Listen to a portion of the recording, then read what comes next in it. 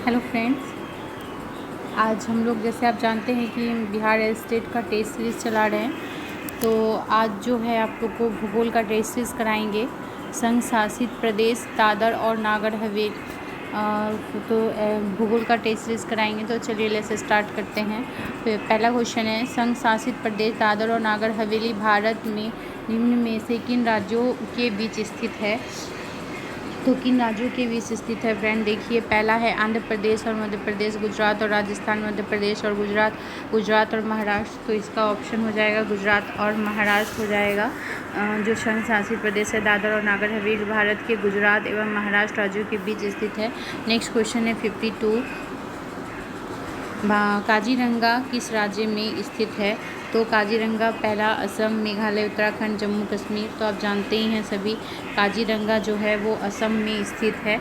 काजीरंगा में स्थित वन्यजीव अभयारण्य है जो एक सींग गेंडा के लिए प्रसिद्ध है फ्रेंड। दाची ग्राम जम्मू कश्मीर में कस्तूरी मृग एवं हंगूल चिड़िया के लिए प्रसिद्ध है। और नोकरेक जो है बायो रिजर्व मेघालय में स्थित है। केदारनाथ बर्ड सेंचुरी काले हिरण के लिए प्रसिद्ध है। जो केदारनाथ है वो काले सेंचुरी के लिए स्थित है। ठीक है, नेक्स्ट क्वेश्चन चलते हैं 53, भारत में कुल वन विस्तार लगभग कितने प्रतिशत होगा? तो फ्रेंड्स इसका 24% है। पर्यावरणीय संतुलन के लिए 33% भूमि पर वन का विस्तार होना चाहिए। कितना पे होना चाहिए फ्रेंड? 33 पे होना चाहिए। मिजोरम में सर्वाधिक 86.97% भूभाग पर वन पाया जाता है। केंद्र शासित प्रदेशों में अंडमान निकोबार में 92.19% भाग पर वन पाया जाता है, जबकि हरियाणा में मात्र 2.18% भूमि पर ही वन पाया जाता है। तो देखिए कितना डिफरेंस है दोनों में। नेक्स्ट क्वेश्चन देखते हैं 54, निम्नलिखित में से किन पहाड़ियों पर उष्णकटिबंधीय सदाबहार वन पाए जाते हैं? तो फ्रेंड्स इसका हो जाएगा नीलगिरी पहाड़ी पे जो है उष्णकटिबंधीय सदाबहार वन पाए जाते हैं। नेक्स्ट क्वेश्चन है 55, भारत में खाद्य की सर्वाधिक खपत किस राज्य में होती है? तो जैसा आप ऑप्शन देख रहे हैं, केरल, तमिलनाडु, पंजाब, हरियाणा। क्या होगा फ्रेंड्स? पंजाब हो जाएगा। भारत में खाद्य सर्वाधिक खपत पंजाब राज्य में होती है। पंजाब में हरित क्रांति सर्वाधिक सफल रहा है। पंजाब में गेहूं और चावल का जो है प्रति हेक्टेयर उत्पादकता सर्वाधिक है। हरित क्रांति का संबंध फ्रेंड खाद्यान्न उत्पादन से है। ठीक है, नेक्स्ट है 56, लेटराइट मिट्टी कहाँ पाई जाती है? तो लेटराइट मिट्टी जो है तमिलनाडु, कर्नाटक, उड़ीसा या उपयुक्त सभी। तो उपयुक्त सभी होगा फ्रेंड।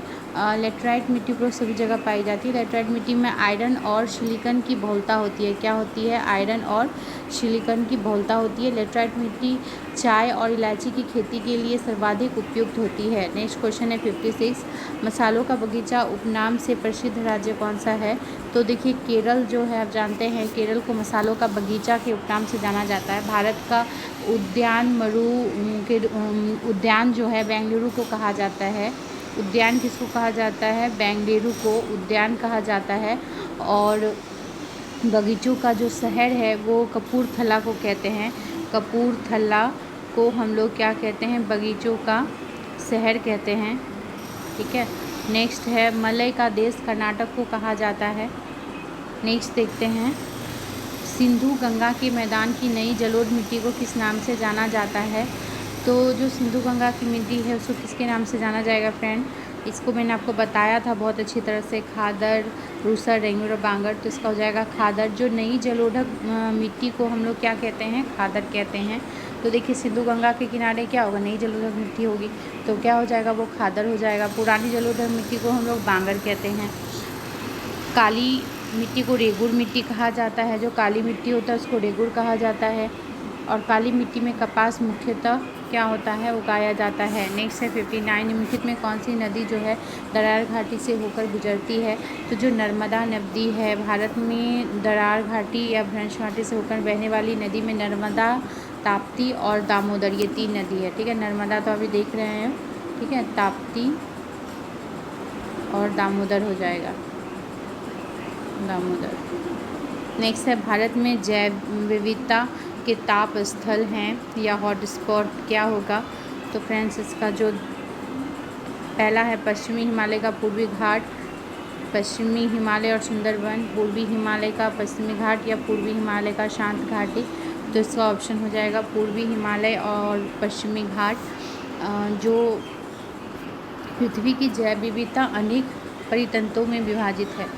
दुनिया में 1000 से अधिक प्रमुख परिक्षेत्र हैं, जिनमें से 200 सबसे समृद्ध और सबसे सुलभ और सबसे विशिष्ट प्राकृतिक क्षेत्र कहे जाते हैं। इन क्षेत्रों को ग्लोबल यानी 200 कहा जाता है और विश्व में कुल 25 जैव विविधता को 25 ताप स्थल चिन्हित यानी ताप स्थल चिन्हित हैं। जो 25 जैव विविधता है वो ताप स्थल चिन्हित है। फ्रेंड, हॉट स्पॉट को ताप चिन्हित कहा जाता है, ताप स्थल कहा जाता है। हॉट स्पॉट मीन्स ताप स्थल, ठीक है। जिनमें 2 भारत में हैं, जो पश्चिमी घाट और पूर्वी घाट है। कौन कौन से हैं? पश्चिमी घाट और पूर्वी घाट। नेक्स्ट क्वेश्चन है, बाघ परियोजना कब आरंभ की गई? बाघ परियोजना 1973 में प्रारंभ की गई। हाथी परियोजना 1922 में प्रारंभ की गई थी फ्रेंड्स। नेक्स्ट क्वेश्चन है, भारत में यूरेनियम कहाँ पाया जाता है? तो भारत में यूरेनियम जो है वो सिंहभूम में पाया जाता है। नेक्स्ट है, तमिलनाडु में जोड़ों में वर्षा क्यों होती है? तो यहाँ पे जो है ना जाड़ों है, सॉरी, तमिलनाडु में जाड़ों में वर्षा क्यों होती है? तो उत्तर पश्चिमी मानसून से होती है फ्रेंड। तमिलनाडु में जाड़े में वर्षा मुख्यतः क्या होता है? लौटते हुए मानसून या उत्तरी पूर्वी मानसून से होती है, ठीक है।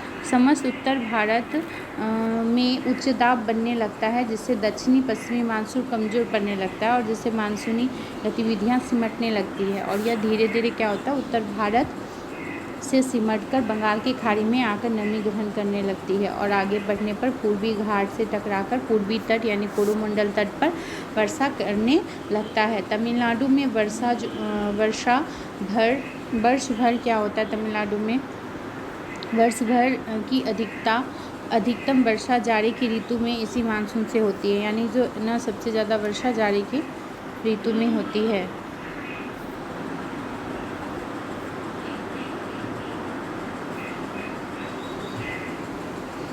निम्नलिखित भारतीय राज्यों में किस एक का कुल वन क्षेत्र न्यूनतम है? तो फ्रेंड्स, किसका कुल वन क्षेत्र न्यूनतम है? तो इसका हो जाएगा, देखिए, सिक्किम है, गोवा है, केरल है, हरियाणा है। तो हरियाणा का जो है वो न्यूनतम है। हरियाणा कुल वन 2% क्षेत्र पर पाया जाता है। भारत में सर्वाधिक वनों का विस्तार प्रतिशत की दृष्टि से किसका है? मिजोरम का है, मिजोरम का है। और केंद्र शासित प्रदेशों में सर्वाधिक वन का विस्तार जो है अंडमान और निकोबार द्वीप का है। नेक्स्ट है 65, निम्नलिखित में कौन सा सही नहीं है? तो पहला है, भारत में सबसे बड़ा बौद्ध मठ असम में है। पहला क्या, देखिए, निम्नलिखित में कौन सा एक सही नहीं है बोल रहा है, तो आप लोग इस पर ध्यान दिया करिए कौन सही नहीं है। पहला बोल रहा है कि भारत में सबसे बड़ा बौद्ध मठ जो है असम में है, ठीक है। कोन्य भाषा नागालैंड में बोली जाती है, कोन्य भाषा। और विश्व में सबसे बड़ा नदी द्वीप असम में है। भारतीय संघ में सबसे कम जनसंख्या जो है वो मिजोरम की है। तो कौन सा आपको लग रहा है फ्रेंड्स सही नहीं है? तो ऑब्वियसली ए होगा, क्योंकि भारत में सबसे बड़ा बौद्ध मठ जो है हेमिस गोम्पा यानी लद्दाख जम्मू कश्मीर में है और यहाँ बोल रहा है असम में, तो यही गलत है। नेक्स्ट क्वेश्चन देखते हैं, निम्नलिखित पर विचार कीजिए। महादेव पहाड़ियाँ, सह्याद्री पर्वत और सतपुड़ा पर्वत श्रेणी है। उपयुक्त का उत्तर से दक्षिण की ओर सही अनुक्रम कौन सा होगा? तो देखिए, हमको उत्तर से दक्षिण इसका अनुक्रम लगाना है, तो इसका सब सी हो जाएगा, यानी महादेव पहाड़ियाँ, सतपुड़ा पर्वत श्रेणी और सह्याद्री पर्वत श्रेणी होगा। नेक्स्ट क्वेश्चन है 67, जनगणना 2001 के अनुसार भारत के निम्नलिखित राज्यों में से किसकी जनसंख्या उत्तर प्रदेश के बाद सबसे अधिक है? तो उत्तर प्रदेश के बाद जिसकी जनसंख्या अधिक है वो है महाराष्ट्र, यानी महाराष्ट्र की जो है सबसे अधिक है। 2011 की जनगणना के अनुसार भारत का 5 बड़े राज्यों का जनसंख्या के अनुसार क्रम इस प्रकार लिखे होगा। सबसे पहले होगा उत्तर प्रदेश, जहाँ पे 16.51% है, ठीक है। तो सबसे पहले आपका यूपी हो जाएगा, उसके बाद आएगा महाराष्ट्र, जहाँ पे 9.28% है, बिहार में 8.6% जनसंख्या, पश्चिम बंगाल में 7.54% और आंध्र प्रदेश में 6.99% जनसंख्या है। नेक्स्ट क्वेश्चन देखेंगे। नेक्स्ट क्वेश्चन है राजीव गांधी राष्ट्रीय उड़ान संस्थान, जो Rajiv Gandhi national flying institute किस राज्य में स्थापित किया जा रहा है? तो फ्रेंड्स इसका महाराष्ट्र हो जाएगा। 10 डिग्री चैनल पृथक करता है, तो किसको पृथक करता है? तो अंडमान और म्यांमार को अलग करता है। देखिए 10 डिग्री चैनल अंडमान और निकोबार को पृथक करता है और 9 डिग्री चैनल जो है वो लक्षद्वीप और मिनिकॉय को अलग करता है। 8 डिग्री चैनल जो है महाद्वीप और मिनिकॉय को पृथक करता है, मालद्वीप और मिनिकॉय को क्या करता है? अलग करता है। और पाक स्टेट, तमिलनाडु और श्रीलंका को अलग करता है। नेक्स्ट देखते हैं। भारत में ग्रीष्मकालीन मानसून के प्रवाह की सामान्य दिशा क्या है? तो इसकी जो सामान्य दिशा बोल रहा है क्या है? देखो दक्षिण से उत्तर, दक्षिण पश्चिम से उत्तर, दक्षिण पूर्व, दक्षिण पूर्व से दक्षिण पश्चिम, तो इसका हो जाएगा डी, दक्षिण पश्चिम से उत्तर पूर्व।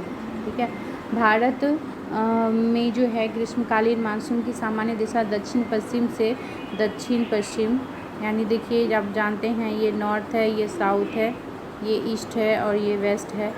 तो दक्षिण, तो ये दक्षिण पश्चिम इसका क्या हो गया? तो ये दक्षिण पश्चिम है, दक्षिण पश्चिम से उत्तर पूर्व, यानी दक्षिण पश्चिम से उत्तर पूर्व है। भारत में लगभग 80% वर्षा जो है दक्षिणी पश्चिमी मानसून से, यानी जो दक्षिण पश्चिम से बहती है मानसून, उससे होती है। शीतकालीन मानसून की दिशा जो है उत्तर पूर्व से दक्षिण पश्चिम होती है, लेकिन जो शीतकाल में क्या होता है? जस्ट उल्टा हो जाता है। ठीक है, शीतकालीन मानसून से तमिलनाडु के पूर्वी तट पर वर्षा होती है, क्योंकि उत्तर पूर्व से आ रहा है और यहाँ आप जानते हैं तमिलनाडु है तो ज़्यादा होती है। नेक्स्ट क्वेश्चन देखते हैं हम लोग। राष्ट्रीय जलमार्ग संख्या 1 है, तो ये क्या है? तो राष्ट्रीय जलमार्ग संख्या जो है ये 8000 किलोमीटर है। तो देखिए राष्ट्रीय जलमार्ग संख्या 1 इलाहाबाद से हल्दिया है। एक के पहला वाला क्या है? इलाहाबाद, सॉरी फ्रेंड्स इसका गलत हो गया। राष्ट्रीय जलमार्ग संख्या 1 जो है वो इलाहाबाद से हल्दिया है, यानी यहाँ पे है इलाहाबाद से हल्दिया है। और राष्ट्रीय जलमार्ग 2 जो है वो सदिया से धुबरी होगा और 3 कोल्लम और कोट्टायम हो जाएगा। नेक्स्ट देखते हैं भारत की तटरेखा की कुल लंबाई लगभग कितनी है? तो कुल लंबाई जो है भारत के तटरेखा की वो 6000 किलोमीटर है। भारत की मुख्य भूमि तटरेखा की कुल लंबाई 6100 किलोमीटर है। भारत की कुल तटीय रेखा जो है द्वीपों सहित अगर लंबाई देखें तो 7516.5 है। मैंने बिहार बोर्ड का जो क्लास 10 का ज्योग्राफी कराया ना, उसमें ये पूरा डिटेल में मैंने बताया था भारत की स्थिति में। तो अगर आप नहीं देखे हैं ना फ्रेंड, तो आप एक बार जाके देख लीजिएगा। और अगर अभी तक आपने मेरे चैनल को सब्सक्राइब नहीं किए हैं तो प्लीज़ एक बार सब्सक्राइब कर दे, लाइक कर दे और शेयर कर दे। चलिए स्टार्ट करते हैं। भारत की जो स्थल सीमा की लंबाई कितनी है? तो स्थल का जो है 15200 किलोमीटर है स्थल का। ब्रह्मपुत्र नदी तिब्बत में किस नाम से जानी जाती हैं? तो जो ब्रह्मपुत्र नदी है वो तिब्बत में शांगपो नाम से जानी जाती है। ब्रह्मपुत्र नदी तिब्बत में शांगपो कहा जाता है। ब्रह्मपुत्र नदी को बांग्लादेश में जमुना नाम से जाना जाता है और गंगा नदी को बांग्लादेश में क्या कहते हैं? पद्मा कहते हैं। ब्रह्मपुत्र नदी का उद्गम कहाँ है फ्रेंड्स? तिब्बत के मानसरोवर झील में है। भारत का वो कौन सा राज्य जिसका वन आच्छादित क्षेत्रफल सर्वाधिक है? तो वो हो जाएगा मध्य प्रदेश। देखिए मध्य प्रदेश राज्य में सर्वाधिक क्षेत्रफल पर वन आच्छादित है। मिजोरम राज्य में वनों का प्रतिशत क्षेत्र सर्वाधिक है और हरियाणा में वनों का प्रतिशत क्या है? कम है। वर्तमान में भारत में वनों का विस्तार लगभग 24% क्षेत्रफल पर है। नेक्स्ट क्वेश्चन है 75। निम्नलिखित में से किस राज्य को अत्यधिक कुपोषण के कारण भारत का इथोपिया कहा जाता है? तो भारत का इथोपिया जो है वो किसको कहा जाता है? मध्य प्रदेश को कहा जाता है। मध्य प्रदेश को भारत का इथोपिया कहा जाता है क्योंकि वहाँ कुपोषण ज़्यादा है मध्य प्रदेश में। बीमारू राज्यों में मध्य प्रदेश भी शामिल है। हालांकि यह संकल्पना अब समाप्त हो चुका है, ये पहले का था। तो फ्रेंड्स उम्मीद करती हूँ कि आज का सेशन जो है आप लोगों को अच्छा लगा होगा। नेक्स्ट वीडियो में मैं और 24 क्वेश्चन कराऊंगी। तो आप जैसे जानते हैं मैं 25 क्वेश्चन करके आप लोग को करवा रही हूँ फ्रेंड्स। अगर आपको अच्छा लगा तो आप जल्द से जल्द लाइक शेयर और सब्सक्राइब कर लें।